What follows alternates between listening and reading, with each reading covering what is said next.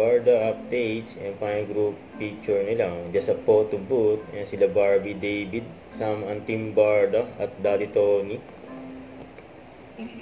Yan pa, nag-tiktok pa nga sila Barbie at David. Yan diyan sa backstage. Ang galing nila. Diyan sa Sparker goes to Canada. Ang Grand Media Conference. Parang you make me feel comfortable. Kaya nga interview ko na Barbie, David. Nagsasanay ka na ba na?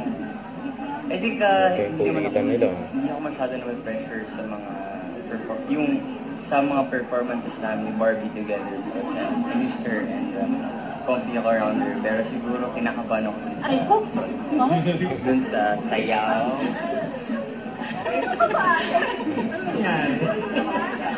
Okay. Sorry. Kinakabahan ako sa sayaw dahil kinabahan. But we've been working on it. Kayong dalawa ba? Love team pa rin ang tingin niyo sa isa't isa? As partner on screen or mas lumalago? Friends, meron ba tayo?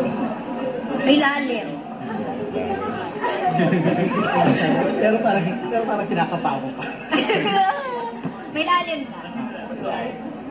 Hindi ako. Kasi may love team na alam mo yun, kung marami lang tao, may camera, doon Hindi, lang sila actually, ako po, gano'n. honestly, nung bago pa lang po ang Pilay or ang Barda, aaminin ko, andun ako sa paano, how will we make this work, ganyan. Tapos parang ngayon, nakarating na kami sa point na alam na namin kung paano ang isa't isa. So, mas parang, I feel like we're a team already.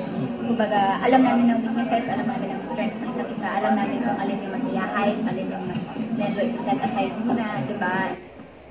Huwag kalimutan mag-subscribe, click ang notification bell for more update. Ito po ang reaction vlog. Bye guys, for what?